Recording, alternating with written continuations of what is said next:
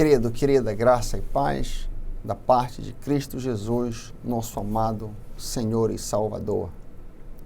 Nossa aula de hoje, nossa brevíssima aula de hoje, nosso voo rasante, trata sobre dois assuntos: o batismo nas águas e a ceia do Senhor. Queria falar com isso, tratar desse assunto de uma maneira bem breve, bem rápida.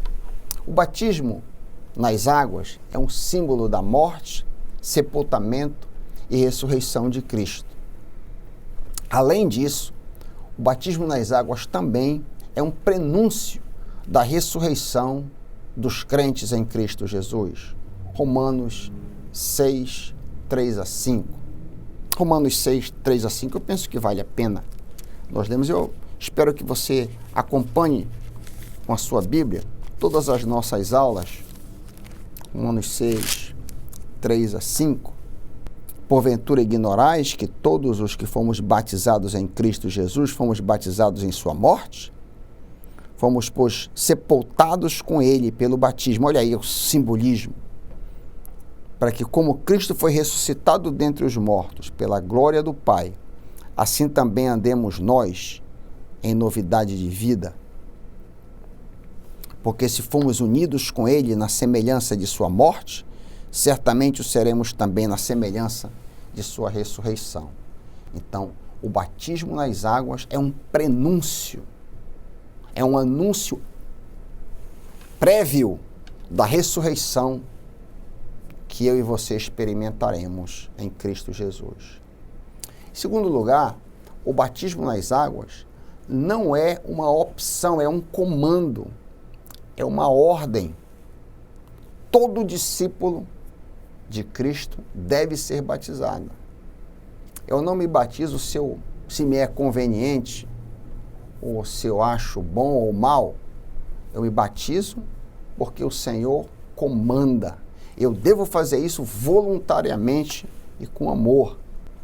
Mateus 28, 19, texto clássico, ali na grande comissão, Mateus 28, 19. Ide, portanto, fazei discípulos de todas as nações, batizando-os em nome do Pai, do Filho e do Espírito Santo. O batismo é na Trindade, é no nome singular das três pessoas. Um só Deus, três pessoas. Então, esta é a ordem que Jesus deixou para a sua igreja. Se você é um crente, você deve ser batizado. Existe uma tensão histórica com relação à maneira de se batizar. Algumas igrejas batizam por aspersão, salpicando água na cabeça do batizando. Algumas outras igrejas batizam por afusão, derramando água na cabeça. Mas a maneira correta de se batizar é a imersão, porque a palavra baptizo, na sua esmagadora maioria das vezes que aparece, quer dizer imergir. Essa é a forma correta. João Batista, por exemplo, quando batizava, procurou a região de Salim, onde havia muitas águas. Se o batismo fosse por aspersão ou afusão, não haveria necessidade de muitas águas. Isso aponta para a imersão, como a palavra grega baptizo quer dizer. Por sinal, infelizmente, nas nossas Bíblias, a palavra foi transliterada, ao invés de ser traduzida. Se a palavra tivesse sido traduzida, todo aquele que crer e for imerso, ao invés de batizado, esta celeuma, esta disputa quanto ao modo de batizar não teria existido. Isso é apenas uma pincelada muito rápida quanto ao batismo. Queria falar um pouquinho sobre a ceia do Senhor, que é a outra ordenança que foi nos deixada. Na ceia do Senhor, o corpo de Cristo é representado no pão, Mateus 26, 26. E o sangue de Cristo representado no vinho, Mateus 26, 27 a 28. O comando para a ceia é um comando memorial, 1 Coríntios, por sinal, é um texto que lida muito com essa questão, 1 Coríntios 11, 24, parte final. Fazei isto em memória de mim. Também a ceia do Senhor é um anúncio escatológico, 1 Coríntios 1, 26. Porque todas as vezes que comerdes este pão e beberdes o cálice, anunciais, pregais, proclamais a morte do Senhor até que ele venha. Então é um anúncio escatológico todas as vezes que celebramos a mesa do Senhor. Também, na ceia do Senhor, há uma comunhão com Cristo. Isso aqui, entre os evangélicos, não é muito enfatizado. Mas eu queria chamar a tua atenção para 1 Coríntios 10, 16 a 22. Me acompanha na tua Bíblia. 1 Coríntios 10, 16 a 22. Porventura, pode o cálice da bênção que abençoamos não é a comunhão do sangue de Cristo? O pão que partimos não é a comunhão do corpo de Cristo? Porque nós, embora muitos, somos unicamente um pão e um só corpo, porque todos participamos do único pão.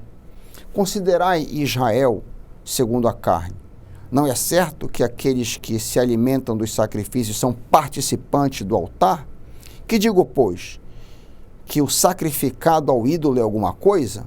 Ou que o próprio ídolo tem algum valor? Antes digo que as coisas que eles sacrificam é a demônios que eles sacrificam e não a Deus. E eu não quero que vos torneis associados aos demônios. Não podeis beber o cálice do Senhor e o cálice dos demônios. Não podeis ser participantes da mesa do Senhor e da mesa dos demônios? Ou provocaremos zelo no Senhor?